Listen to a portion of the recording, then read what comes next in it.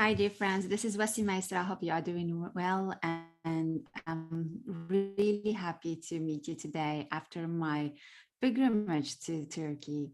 So, I want to share with you some tips that I learned from traveling there, and I'm gonna complete this video with another one that will, tell you more about things I loved and I didn't.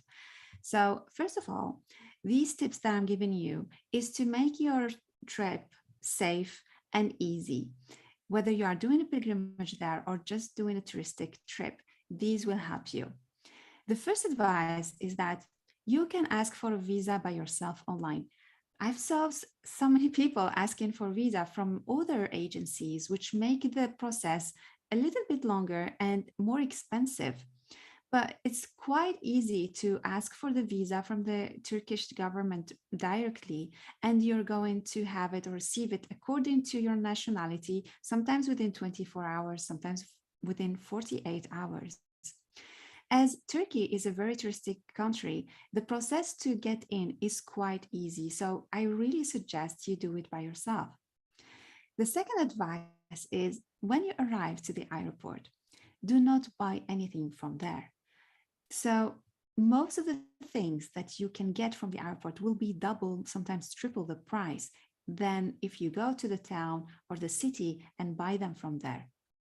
We might want, for example, to exchange our money in the airport or to get, for example, a SIM card to make our stay and trip easier. But I saw the difference of the price. And of course, it would be so much cheaper to get these things done at the center of the metropole or from Istanbul if you arrive to the not the capital, but if you arrive to Turkey in Istanbul. The other advice is get a SIM card. So when you arrive to Istanbul, the first thing to do is to get a SIM card. I really insist on that. The SIM card I got did not have the capacity to make calls in the country. I didn't need it because most of the agencies and people, use WhatsApp. So I needed only the data and the access to Wi-Fi. Um, and of course, one of the other things I realized in Turkey is that people, they don't speak English most of the time. And also, they are not very keen to help tourists. It's not a very helpful, I would say, very easy to access in some points. And I need to be honest, people are not very helpful there. Most of the time, they are even um, they have the tendency to even be mean to tourists. I saw that many times, and I saw people also experiencing that. So, of course, in order to find where to go, how to take the metro, how to take a taxi, and so on, it's really important to have the Wi Fi and to have access to some applications such as Uber or Taxi. They have a special application, for example, to take taxis. The other advice that I give is that don't eat anywhere and everywhere. I heard so many good things about Turkey and its food. Of course, they have a lot of variety regarding food. They have really many chances or choices for vegetarian, for if you eat meat, if you eat fish, and so on. However, the property, the not the property, but the cleaning aspect, the clean aspect of food, talking in French here, the property is more like proper, it's like more clean. The aspect of food that is clean and good, I didn't really find it in Istanbul. I had to go to some places according to references, or just following my intuition was sometimes better than just following the references. So it's kind of by chance you will find the right space and place where to eat. The reason for that is that Istanbul is a quite big city, and tourists there, they rotate very often and very quickly. So the goal of some restaurants in some touristic areas, they don't have the goal to keep you as a customer. The idea is to get the most money from you and to rotate, which means, okay, next. So for that, asking locals, if you get the chance to talk to them about the best restaurants, they might be able to give you some. The hotels also, you can ask them and they can give you some advice. But in the total aspect that I have seen, the food there, of course, you will have the variety that, as I said, but to be honest, I really didn't enjoy the taste there. I didn't feel the quality of the food. We even visited a big restaurant there, and it was a fancy restaurant, and the taste was really not there. So maybe in the next time I go there, I might choose other restaurants and ask a little bit more. But be careful about where you spend your money, and what to eat. I didn't have any stomach problems, of course, but it's more of the taste and quality that I'm talking about in here. Um, oh, a big advice. If you take a taxi, ask them to switch on the machine they have to calculate the distance and um, ask you for a fair money, because they are ones of the big scammers I have seen. Sometimes they charge even 3 times the price, sometimes 4 times the price. So it's very important that you ask for them to switch on that machine, or to agree on a price prior of the trip itself, because you will be quite surprised. Sometimes you can ask from of taxis from the applications that we know, for example, Uber or taxi, as I said, but they don't come. It's not that regulated or organized like in some European countries.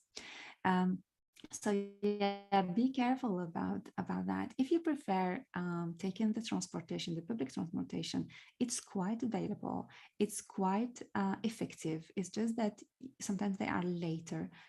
For the train, it was really on time, but the buses, sometimes they are not on time. So just take your time. And if you have a meeting, I would say take a taxi. But if you just really enjoying the town and the city, the public transportations are really the first choice, and they are really affordable and available.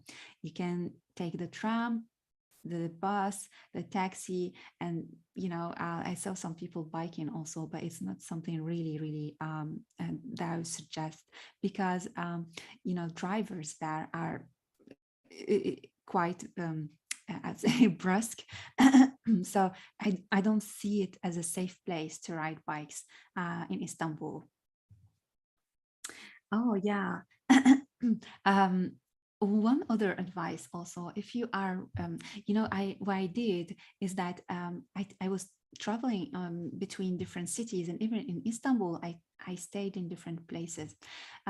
So I was taking the hotels or the apartments sometimes 2 days, 3 days before, and sometimes the same day. So hotels, rooms, and so on are quite available. You have really a wide range and a wide choice to make for yourself, which is really good if you don't decide, if you don't plan your trip beforehand. And if you are more like of an intuitive traveler, or more of aspirational travel, so that's a really good thing. So you don't need to plan it ahead very much. But the other hand, you have to check and ask, and sometimes even complain if the pictures that they show are not the same as the house that you rent. I did have that many times in Turkey, where the advertisement is not true, is not real. And when you arrive, you're quite surprised. The electricity does not work, the Wi-Fi does not work. I even had an apartment where, I couldn't even switch on the light because, nothing was working. The fridge, so I had to change that apartment right away, the same day. So it took me more time. I had to, carry on my luggage again, get out, so on. So it's kind of very, you might lose time, and you might experience some emotional anger during that trip, those trips. But keep yourself open to that perspective that, what is shown is not sometimes what is. So be ready regarding that and be cautious, and also check the comments. Sometimes the comments are that do not say what is wrong usually. I was surprised about that, because sometimes when you book something on Booking, you read the comments and it's quite authentic, but most of the time, in Turkey, they are maybe generated or something. So it's, yeah, read the comments, but also be cautious. um um yeah. Oh yes, another advice. So uh, the advantage of touristic cities such as in Istanbul and Antalya, for example, that you will find many tours organized to take you to many places. So let's say you don't have a car, or transportation is a bit difficult to faraway places that take maybe an hour or two. You can take tours, and that will save you time and save you money to visit. However, there is a little bit a small nuance, because I took some tours and I thought they will explain things. It's a tour, a tour with a tour guide that will tell you more about the story of the place, that will carry you among, some spots and share with you some secrets, But I was surprised to find some tours more a transportation tour. It's not really a guided tour. So they will just take you to some places and leave you there and tell you, okay, this is this, you have a free time. And I was really not expecting that, because traveling in many countries, when you take a guided tour, they are with you, they tell you the stories and the secrets and so on. So just finding them dropping you some places and leaving you there for 2 or 3 hours, I found that a bit awkward. But so ask, what is included in the tour. Are they going to stay with you? What is the program? How much time are you going to stay in that place or that place? So yeah, just ask questions beforehand, because don't expect that it will be the same as in other countries. You have to talk, you have to ask questions, and yeah, in order to know what is coming, or if it's going to be satisfying for you, and if this is really what you are looking for. um yeah. So another thing I wish I could do, to be honest, and maybe I would do it the next time, is to really rent a car. Driving in Istanbul is not something I would love to do. It won't be enjoyable for me. But outside from Istanbul, I'm going to, having that freedom to travel around the country, and to visit remote places to which I can't have access with a tour. I had even this opportunity to take a private taxi to go where I wanted to go. And I wish I could have a taxi, so that I wish I could have a car to stay the time I wanted to stay, to go according to what I feel. Because, when you are doing kind of pilgrimage, an intuitive trip, it's quite different from a planned one. You have to follow the inner guidance, and that I'm really learning quite recently, thanks to one person that helped me to anchor that in my journeys.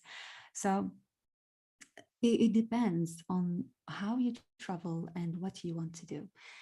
So yeah, so these are very, very short tips that I wanted to share with you. And I hope to see you in my next video, where I will talk more about the things I really loved and the things that I didn't really love in Turkey.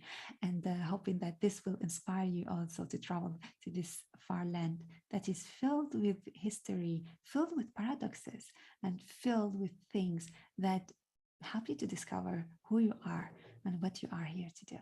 So wish you a very nice day. Bye-bye.